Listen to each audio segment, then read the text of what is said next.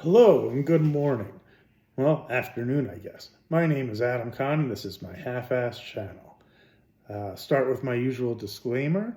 I'm not a financial planner, I'm not a lawyer, and I'm not an accountant. I'm just a guy sharing some information. Please use anything I provide on this channel for entertainment purposes only, and reach out to your trusted advisors for any decisions you make financially or anything like that. Sitting here waiting for the markets to open. I know it's Sunday, but from my end, this is when they open up because we watch the extended hours. Um, Looks like if the S&P is open where they're aiming to, the future contract is about where it closed on Friday. I'm showing, it looks like closed at the March contract closed at 40.84 and a quarter. Pre-market right now, there's a bid of 40.84 even and an offer at 40.84 and a half. So it looks like it's pretty much gone nowhere, and that's on the e-mini contracts.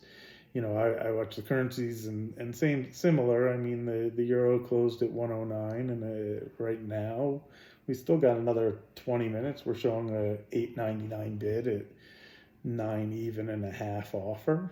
Really small. I mean, one lots and two lots. Nobody's really putting offers in. Yen isn't even showing markets yet, and Aussie looks like it's 4 or 5 ticks wide. So not a whole lot going on, which for me, that's what I hope for. I hope the markets are pretty boring and keep just drifting the way they're going in terms of the equities in particular, because I know that's probably what most people won't have opinions or want information on. I feel like they're a little stretched, but sometimes they stay stretched for a long time. I really think the selling was overdone. Um, I like what the Wharton professor talks about in terms of the Fed and how he pictures rates. I think they're going to hold them up higher for as long as they can. But with what I see in mortgages and the slowing of borrowing, I don't think the Fed really wants no activity, but I think they're okay with no activity for a little while until, as Powell says, we see some pain. I don't know how much pain or what type of pain he wants to instill, but I do understand that bursting the bubble and causing and getting rid of the inflation is important, and if they feel that there's a need to hold it there longer than is needed in the eyes of others, that I understand both sides of that. I just find it fascinating to see it work out. Forget how I sound like a weirdo when I say it that way. But really, I think it's pretty interesting to see it play out because what I see is the market's fighting the Fed.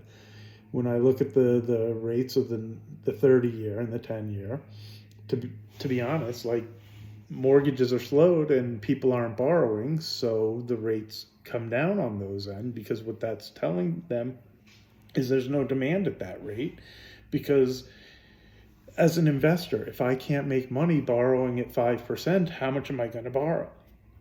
If I need the rate to be down to 2% to see an avenue of profit, well, I'm not going to spend 5, 6, 7, 8%, and then nobody's borrowing at those prices. Where we go from there, I don't know, but I'm guessing that's what's going on. As somebody who wants to invest too, it would be hard for me to borrow at 5, 6, or 7% because I don't see how I can get the return to justify spending that rate of interest on the money that I'm asking to borrow.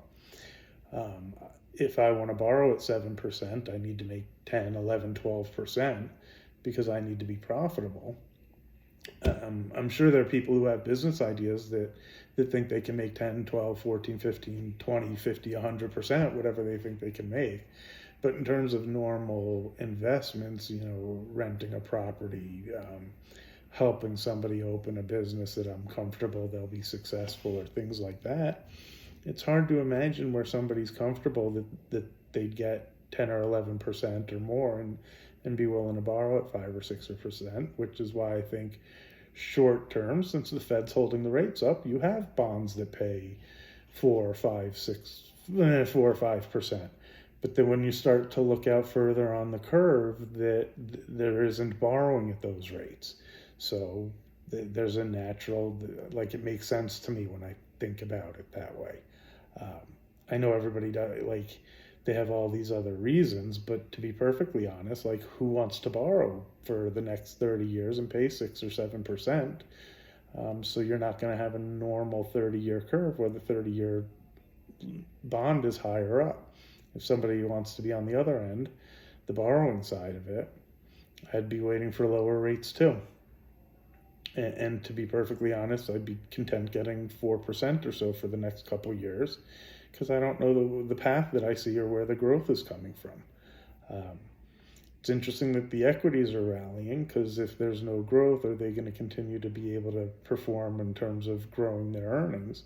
I just wonder if they take more market share, like the bigger companies, do they start eating up market share because it becomes harder to compete? So maybe an Amazon or a Google or Meta or Philip Morris, like any of the big companies, maybe their path to growth is that they grow market share to continue to grow the earnings as the rates have gone up and made it harder for the smaller companies to compete. Maybe just a natural cycle. So things to think about. Again, not a financial planner, just like these markets, and I'm getting ready for them to open. Thought we'd chat about it a bit. I hope you had a great weekend, and we'll be talking all week. Bye-bye now.